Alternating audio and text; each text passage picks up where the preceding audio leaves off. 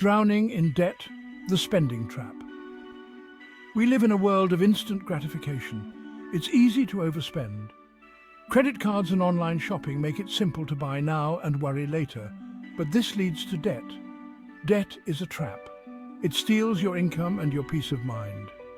Many people are drowning in debt. They feel powerless to stop it. But there is hope. You can break free from the spending trap. It starts with taking control of your money. You need a plan and the commitment to stick to it. The first step is to acknowledge the problem. Don't ignore it. Don't be ashamed. Millions of people struggle with overspending. You are not alone. Once you admit you need to change, you can start making positive changes. It's time to take control of your finances and your life. Emotional spending, more than just a purchase. We've all been there. You're stressed, sad, or bored, so you buy something. But that new item doesn't fix the problem. In fact, it might make you feel worse. This is emotional spending. Emotional spending is dangerous. It keeps you trapped in a cycle of spending and guilt. The Bible teaches us about contentment. Philippians 4:12 says, "I know what it is to be in need, and I know what it is to have plenty. I have learned the secret of being content in any and every situation." Contentment isn't about having everything you want. It's about being grateful for what you have. When you're content, you're less likely to spend emotionally. You can break the cycle. Focus on gratitude. Find healthy ways to cope with your emotions. Don't let your feelings control your spending. Keeping up with the Joneses, societal pressures and contentment. Society tells us we need more stuff, bigger houses, fancier cars, designer clothes, but the Bible warns against this. 1 John 2:16 says, "For everything in the world, the lust of the flesh, the lust of the eyes, and the pride of life, comes not from the Father, but from the world." Don't fall into the trap of comparison. Your worth is not defined by your possessions. Focus on what truly matters. Build relationships, serve others, find joy in the simple things.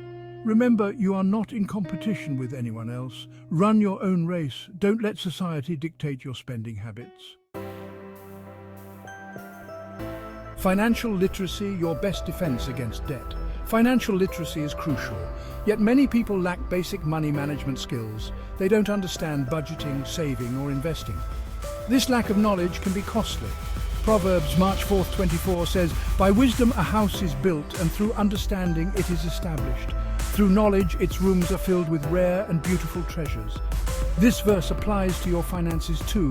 Educate yourself about personal finance. Read books, attend seminars, or talk to a financial advisor. The more you know, the better equipped you'll be to make wise financial decisions. Remember, knowledge is power. Section 5. Budgeting basics. Taking control of your money.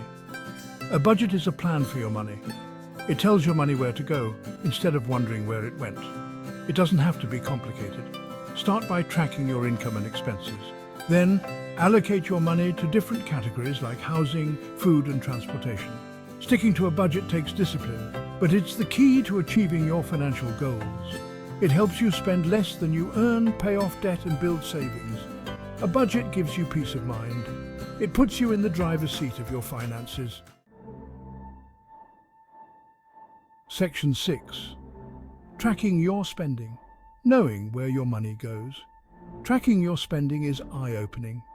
It reveals spending habits you might not realize you have. You can use a notebook, a spreadsheet, or a budgeting app. The important thing is to be consistent. Every time you spend money, write it down. Categorize your expenses. At the end of the month, review your spending. Look for areas where you can cut back. You might be surprised by how much you can save. Section 7, Setting Financial Goals, a roadmap to your future. Financial goals give you direction. They provide motivation to save and spend wisely. Your goals should be specific, measurable, achievable, relevant, and time-bound. Do you want to buy a house? Pay for your children's education, retire early? Write down your goals and create a plan to achieve them. Break down large goals into smaller, manageable steps. Celebrate your progress along the way. Section 8. Avoiding impulse buys, the 30-day rule.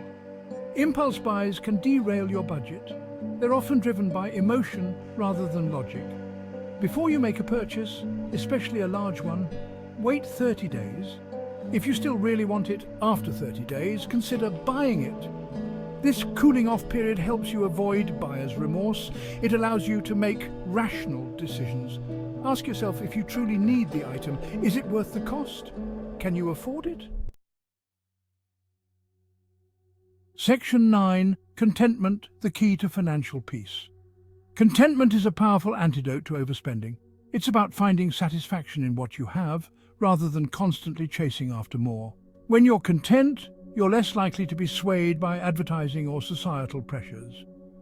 Hebrews 13:5 says, "Keep your lives free from the love of money and be content with what you have, because God has said, 'Never will I leave you, never will I forsake you.'" Trust in God's provision. Focus on what truly matters: your relationships, your health, and your spiritual growth. Section 10. Stewardship, managing God's blessings.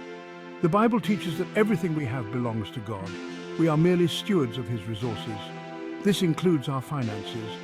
We are entrusted with managing our money wisely. Proverbs 27:23-24 says, "Be sure you know the condition of your flocks. Give careful attention to your herds. For riches do not endure forever, and a crown is not secure for all generations." Be a faithful steward of what God has given you. Use your resources to bless others and further His kingdom.